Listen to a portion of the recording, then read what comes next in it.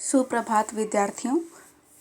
ज्ञान सागर पुस्तक में पाठ 12 जारी है और इसी श्रृंखला में आज हम चर्चा करते हैं बातचीत के लिए दिए गए प्रश्नों का। इन प्रश्नों को आप केवल समझेंगे, ये प्रश्न फेयर कॉपी पे नहीं लिखने होते हैं। लेखक के अशिष्ट व्यवहार करने पर भी घर के किसी सदस्य का न डांटना क्या सही था? चर्चा कीजिए। बिल्कुल सही नहीं था, क्योंकि यदि बच्चों को उनके गलत व्यवहार पर न डांटा जाए तो वो ज़िद्दी बन जाते हैं और फिर समाज के साथ मिलकर नहीं रह पाते हैं। दूसरा प्रश्न, पाठ के आधार पर बताइए लेखक और श्रीधर के व्यक्तित्व में क्या क्या भिन्नता है। ये प्रश्न बहुत इम्पोर्टेंट है, परीक्षा में भी पूछा जा सकता है। पाठ के आधार पर लेखक और श्रीधर के व्यक्तित्व में ज़मीन आसमान का अंतर है। वास्तव में व्यक्तित्व का विकास परिवेश और परिवार वालों पर निर्भर करता है। लेखक के परिवार वाले उसे अपने मन की नहीं करने देते और इसी वजह से उसका व्यक्तित्व अंतर्मुखी हो गया है, वो अपने तक ही सीमित है। जबकि श्रीधर को अपने मन के हिसाब से खेलने कूदने की छूट है, इसलिए वो बहिर्मुखी है। दोनों के व्यक्तित्व में यही अंतर है कि श्रीधर अंतर्मुखी है बहिर्मुखी है और लेखक अंतर्मुखी है। इस पाठ का शीर्षक पौधे के पंख क्यों रखा गया है, चर्चा कीजिए। ये भी बहुत महत्वपूर्ण प्रश्न है।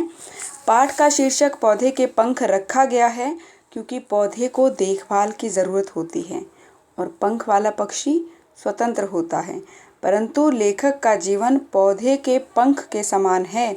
बड़ा तो हो रहा है पर अभी तक उसकी देखभाल पौधे की तरह ही की जाती है।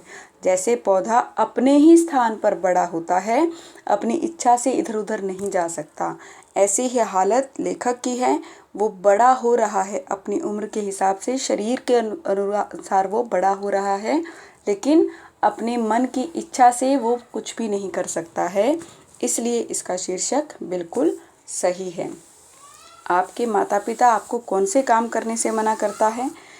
कोई भी काम आप इसमें लिख सकते हो, लेकिन सबके लिए कॉमन आंसर ये होता है कि हमारे माता पिता अनैतिक और असामाजिक काम करने से मना करते हैं, यानी गलत काम करने से हमें रोकते हैं। लेखक को दूसरे बच्चों के साथ खेलने और बात करने क्यों नहीं दिया जाता? क्योंकि उनके परिवार वालों का मानना है कि अगर बच्चों के साथ खेलेगा तो वह भी ज़िद्दी हो जाएगा, बिगड़ जाएगा और उसका व्यक्तित्व खराब हो जाएगा, उसमें बुरी आदतें आ जाएगी। इसलिए जो है लेखक को दूसरे बच्चों के साथ नहीं खेलने दिया जाता। अनुमान और कल्पना, अगर लेखक श्रीधर के साथ घूमने चला जाता तो क्या होता?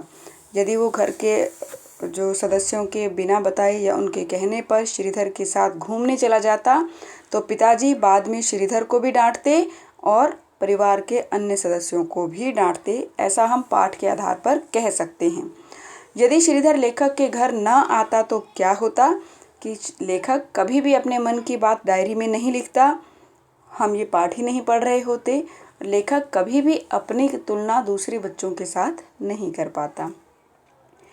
कल्पना कीजिए कि यदि आप लेखक के मित्र हैं, ऐसा कोई बच्चा जैसा इस पाठ का लेखक है आपका मित्र होता, तो आप उससे क्या बातें करते और उसे क्या करने को कहते?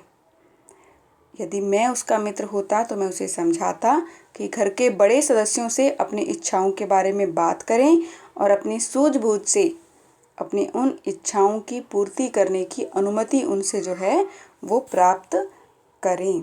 अनुमान और कल्पना, बातचीत के लिए वाले प्रश्न जो हैं फेयर कॉपी पर नहीं लिख